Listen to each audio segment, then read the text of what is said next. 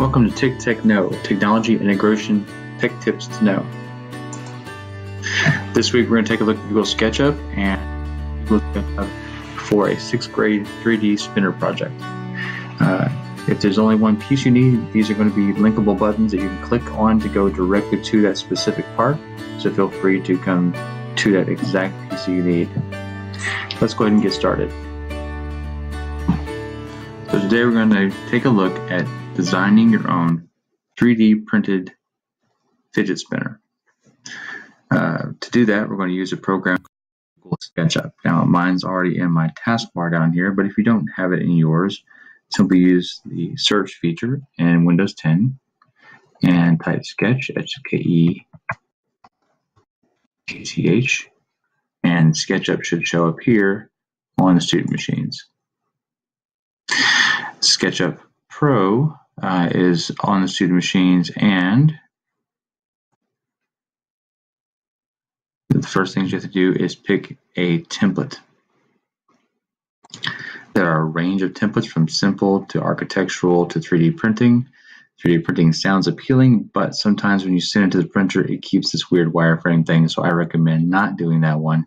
Instead, I recommend going with one that's simpler, that has less to get rid of. I happen to like the architectural design one, and notice there are 3 different sets for measurements for scale, feet and inches, meters, and then millimeters. Today we're going to use the millimeters because a fidget spinner is kind of a small thing. All right, so click there and click Start using SketchUp.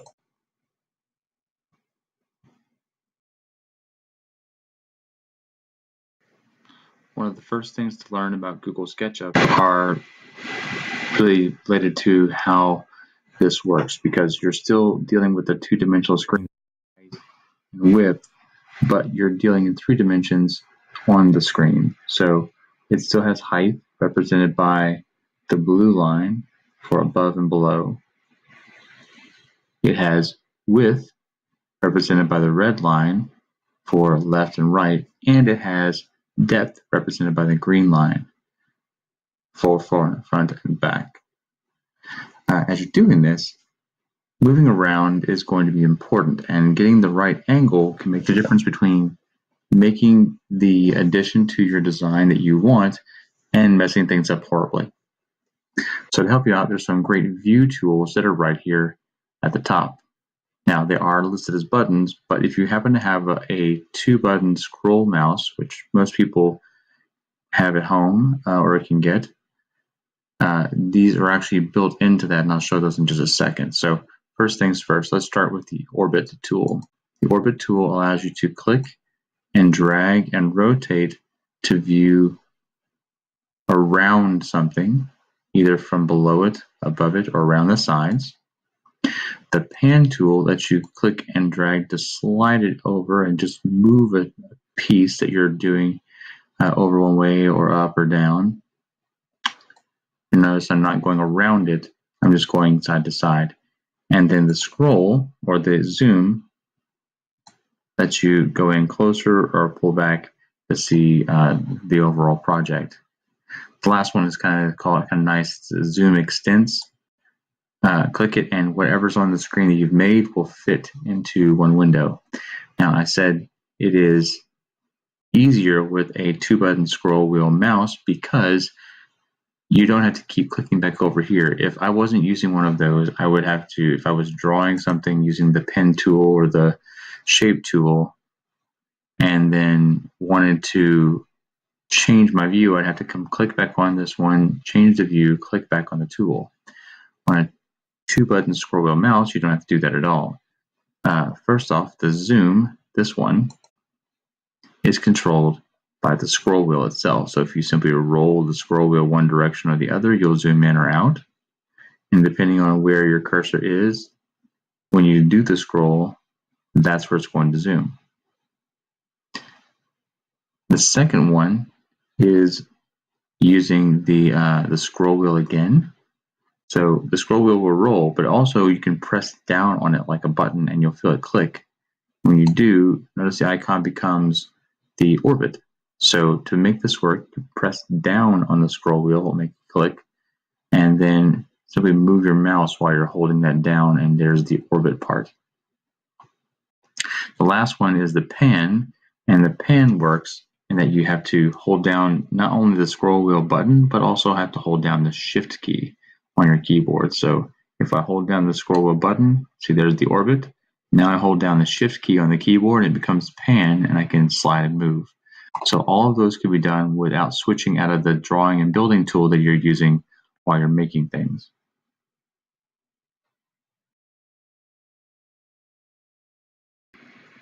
All right, the next thing you're going to get familiar with is the way to delete or erase something. And delete and erase are two different things. Erase just uses the eraser and will let you erase something by clicking on one of the lines that make it up, like this. The problem is if you want to erase it and you click in the middle of a shape, like somewhere in the middle of the shirt, it doesn't go anywhere. It only works on the lines that create the outside edge of something. What's a little more flexible is the select and delete, where you use the select tool, you click anywhere on that, whether it's the line or the center, and press the delete key on the keyboard.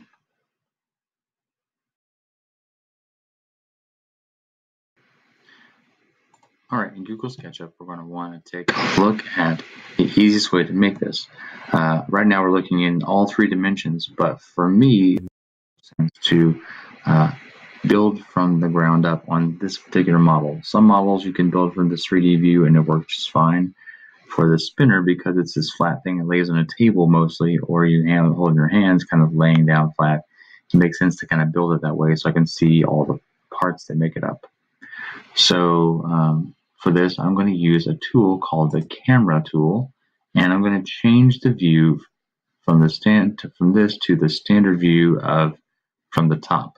So right now I can see left, right, up, down, forward, and backward, but if I go from the top, notice the blue disappears. I have left, right still, I have forward and backward still, but the blue disappears because I'm looking right down on the top, like I would if I'm looking down at a table at an actual 3D fidget spinner.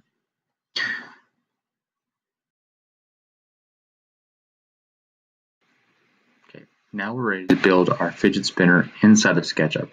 Before we do, let's take a look at what makes one work. Essentially, it has a ring in the middle, and then oftentimes you'll see additional bearings around the outside edges for weight, to give it weight so it spins better and more evenly. Notice they're also all evenly distributed in a thing called rotational symmetry, where one end looks exactly like the other. Many that you see have three, but that's not the only way of doing things. It could be a solid ring around the outside. It could be that you have 6 or 2 weights, and they don't necessarily have to be weighted with more bearings. You could be weighted with anything. It could be these little steel beads that are used to weight it. Really, it's up to your own design choice. And again, the most popular one that's sold normally has 3, but you're not limited to that because this is your fidget spinner. You can build it how you want to. But we do need to build it around a bearing. And so I looked up a bearing, and it looks like they are 22 millimeters across, 7 millimeters tall, and the hole in the middle is 8 millimeters. Now that part's not as important. What is important is how wide this is, because when you're building yours, you want to make sure that the frame for it has a hole that's exactly the right dimension, because if it's too big, the bearing will fall right out. If it's too small, you won't be able to get it into the frame in the first place. So 22 millimeters across is a standard bearing usually used on skateboards, and 7 millimeters tall or thick is a good dimension for that. All right, so now let's go over here and look at how to do that in Google SketchUp. Since the bearing is round, we're going to take a look at using a tool underneath the Shapes tool. I'm going to click here and choose Circle. Since I'm in the top view, I'm going to line up the center of the circle right here in the center of the X and the red and green axes. And if I start to click and drag, it starts to draw a circle. Well, it's telling me the exact radius of that. A radius is the distance from the center to the outside edge. We found the measurement from one side to the other was 22 millimeters. So one side to the middle is only half of that. So if I take 22 millimeters, which is the total distance across, and divide it by 2, I get 11. So down here, instead of having this weird number, I'm going to type the number 11 and press enter on the keyboard. Now I have one that has an exact 11 millimeter radius or a 22 millimeter diameter. Let me use this zoom extents to get to it faster. All right, so that is the exact shape and size of the bearing that we're going to be using. So this is where we're going to put the bearing in the middle if we printed this out. Now we need some plastic around the outside to help hold it in place, because again, this is going to get cut out, but it has to be the exact right dimension to hold the bearing so it doesn't fall out and will actually become part of our spinner. So let me go ahead and drag another circle on the outside. Now this one I can either just make it how I want to, or I can give it another exact dimension. Again, I'm going to type in 15, and it's down here. That's for the radius, the distance from the center to the outside edge. Enter. Now I have this one that has the outside edge. It's going to hold it, and I need right here, I'm going to cut a hole out by using that select and delete I told you about earlier. So I select the middle of the shape and delete it. And now I have a place that's perfect for that 22 millimeter bearing with a ring of plastic to hold it in place. Let's scroll out a little more. Now we can start building using the rest of the tools. All right, so now that I have a place with the center bearing and some plastic to hold it around, hold it in there, I'm going to go ahead and start building out the rest. The spinner works because all of the arms that come off the side are equally distant and equally sized, which is really hard to do on your own, but thankfully there's some great drawing tools in here that'll help make that possible. I'm going to switch from my circle to the polygon. And the polygon tool allows me to pick any regular polygon that has the same number of sides and the same length of each side, like this hexagon here. If I put the center of that right over the same part where my center of my bearing is and drag out, when I get this where I want it to be, now each of these corners is the exact same distance from the center as all the rest. That's going to help keep things balanced, and I can use those corners along with the circle tool to make more places for bearings. 11.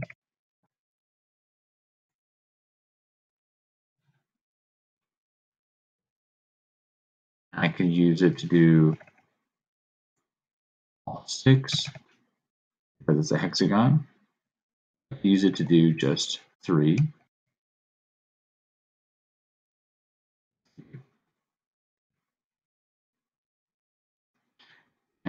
Or if I just wanted to, I could do 1 here, 1 there, and ignore the rest of the corners. I'm going to go here and make the plastic around the outside. Now this part's important to do the same all the way around. So again, I'm going to rely on dragging and drawing and then typing the number 15 for the distance between the center and the outside. So they're going to be all exactly the same no matter what I do to them. As long as I type 15 and press enter, it's going to reset it. So these are all the same. So it's nice and even and balanced, and it's not going to wobble. It's going to spin like it's supposed to because it has the same amount of material on the outside edge and the same distance, which is important. Now, if I don't want to use hexagon, no worries, I can change that. Undo all this. Another option is to use the polygon tool and then change your number of sides here. So sides right now says 6. I could type a 4 and press enter, and now I have a way to make a quad spinner, one that has 4 corners instead of 6. And I could use 2 if I wanted to do still one that just has 2 ends. Again, I can change that polygon to one that has 7. sides or 12 sides or whatever number of sides I want to put in here to build my fidget spinner. Right now I'm fine with 4.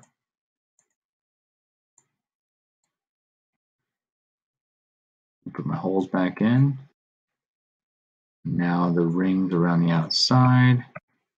Again, you can make this as big as you want to. I'm just choosing 15 because I like it kind of narrow, slim. And then again, using the tools to make as many as I need to, I can make this one be, again, a quad spinner by putting 2 more here. I'm going to stop where I'm at.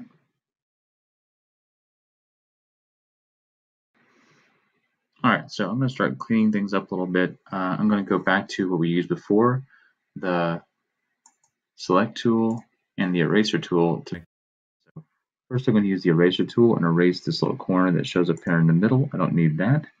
So I'm going to click on that line and erase it. I'm also going to use the scroll and zoom in so I get these little ones here in the center of my circles because I don't want those either. The next thing I'm going to do is I'm going to go ahead and switch to the select tool and click this space so I can delete by selecting and deleting the centers out so I've got a place for my bearings to go.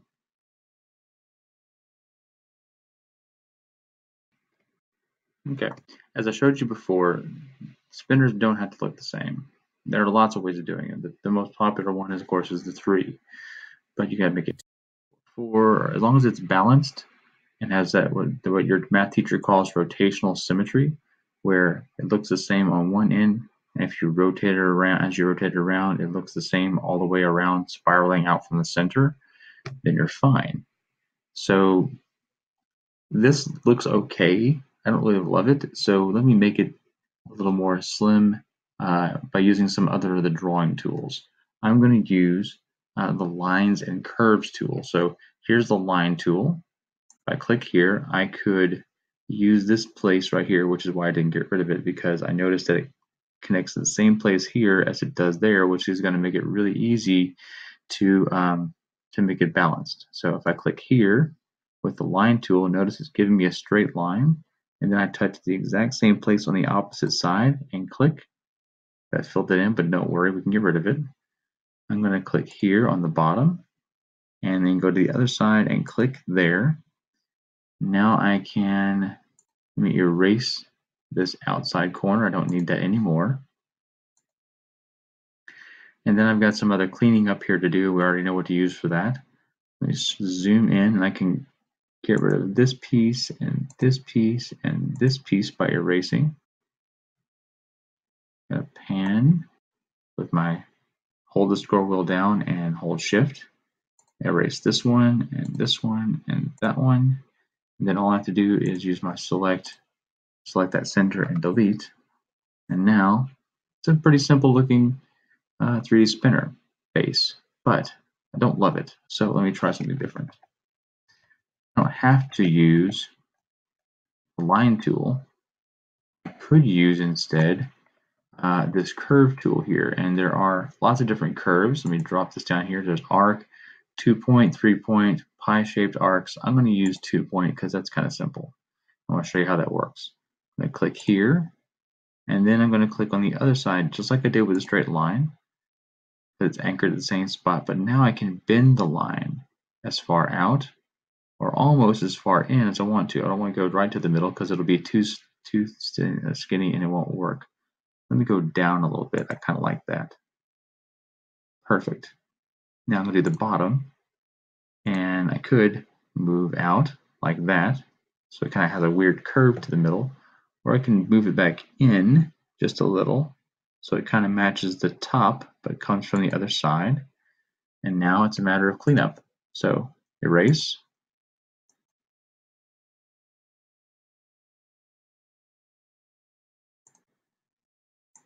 Erase anything that's going to be in here in the middle of my where the bearing's supposed to go, and these extra ones here. And then let's select and delete. That's our 3 places for 3 different bearings. And I think that looks pretty good. Again, you can be as creative as you want to. with all the arms you have, use whatever tools that you need, make it your own. There's one other tool called freehand where will you draw crazy lines, but remember we have to have this balance. So if you draw really crazy and big on one side and really skinny on the other, it's not going to be balanced and yours is going to wobble and possibly fall apart. So keeping it balanced, keeping things the same all the way around is going to make it easier for when it actually starts being used. All right, so from up here on top, this looks like a decent spinner. I'm going to do a little bit more cleanup though. I actually don't want these curves here. Why in a second. So I'm going to take out the inside curves and separate this into segments and make it all one even piece. Now you could leave it that way if you want to. That's completely fine. I don't particularly want to. So I'm going to pull these out to get them ready for my next tool. The next tool we're going to do is a push-pull tool, and it is almost like a magic trick to what it does. So again, I can rotate this and let you see.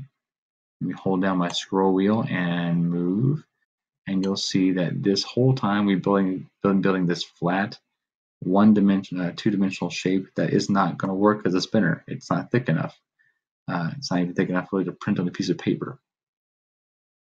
So there's a fantastic tool called push-pull that looks like magic and warps people's minds the first time they start using it. And it does exactly what you see over here. You grab a flat shape and you pull it out to give it the height that it needs to be a 3D model. So I'm going to grab this with the push-pull tool and pull it up. Voila! Now it looks like a 3D spinner body. Right, so again, I remember I looked up that it was 7 millimeters tall, so I'm going to make it just a tiny bit bigger, 8 millimeters tall. That way it's just a little bit thicker than the height of the actual bearings. That way I don't have a whole lot sticking out for my fingers to get caught on, but just enough that has just a tiny bit on each side to play with. And now, the orbit around, it looks like this all the way around. All I did again was click on this and pull it up, and I wanted it to be an exact measurement, so I typed the number and hit enter, and now I've got it. That's push-pull.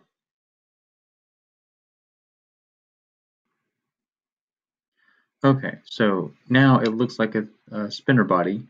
I don't love it though. I like it. I just don't love it. I want to love spinner. I want it to be something that I'm really impressed with, something that is special and awesome, and that makes everyone think, "Wow, that's a really cool spinner." So I'm going to make something really unique that you're not gonna find everywhere else. So let's try this. There's some other things I can do to this. Remember earlier I showed you the line tool.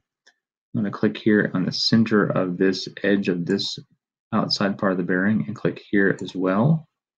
I'm going to do the same thing on this side. And you see how as I'm drawing that line across, because I'm matching the exact same direction as this red line, it's going to show me that it's going that same direction. It's going straight across.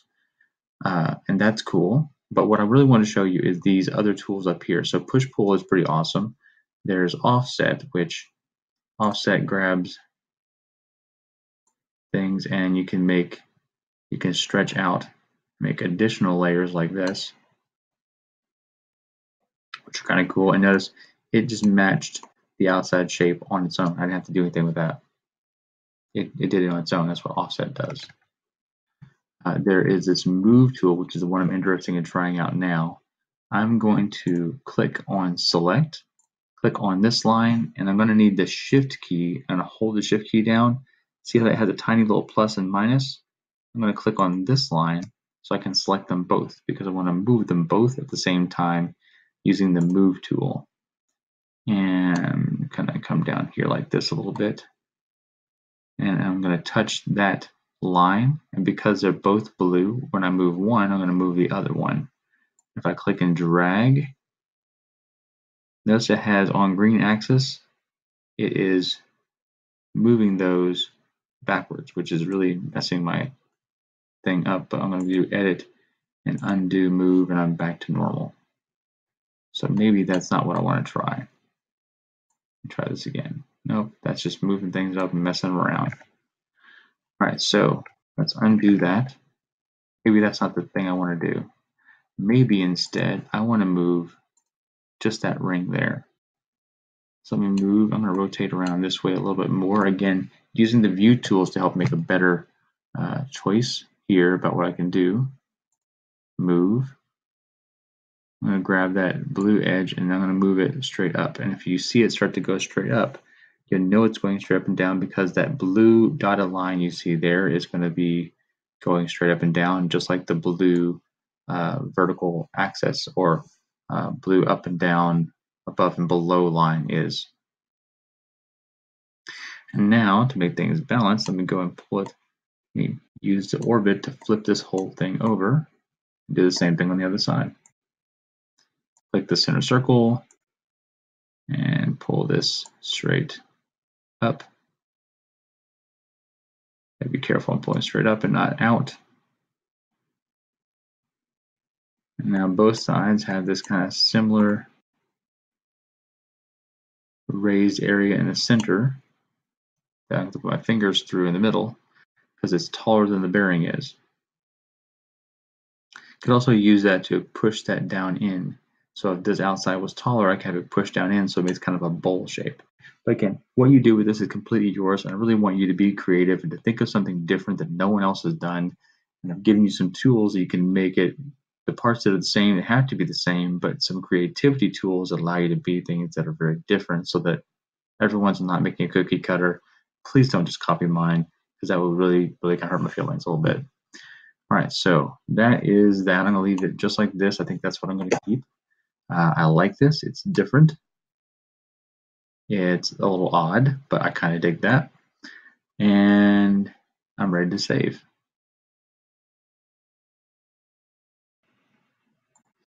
Okay.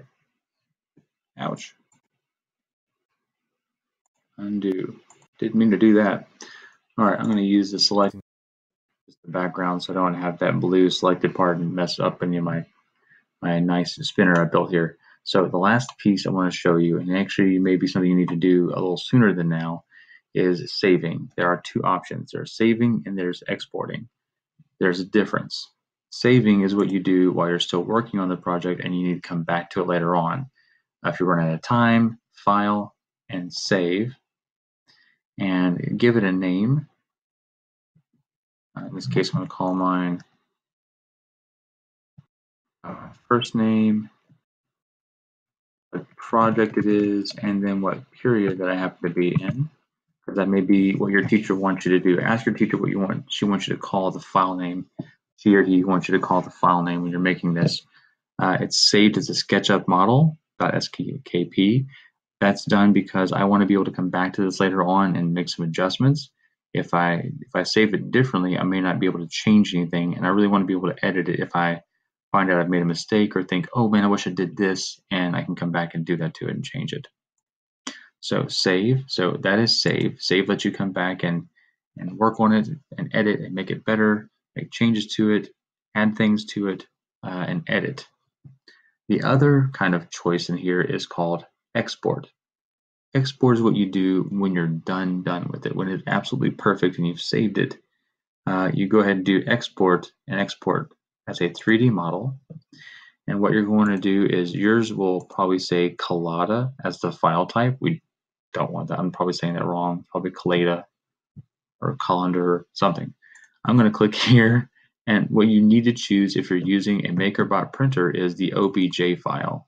A .obj file is one that the 3D printer software can understand, and when you want to send it to a 3D printer, it needs to be exported as an OBJ file that can be loaded into the printer software and then arranged on the board on the printer bed and printed out. So I'm going to save mine as an OBJ file and click export. It's going to show me this. Here's the results. How many faces, how much material, how many faces were sent out, how many materials, and then I'm going to click OK. So now I have two different files for the same thing. One is an editable file that is a SketchUp file, and the other one is a non-editable one that's ready for the 3D printer to get so that it can create my awesome 3D spinner for me made out of plastic. So super excited about that. Hope that helps. Would love to see your inventions, what kind of great spinners that you make in your classroom. That's it for this week. Thanks for watching. If you enjoyed this video, give us a like, or even better, click that subscribe button. That way you can subscribe to the channel.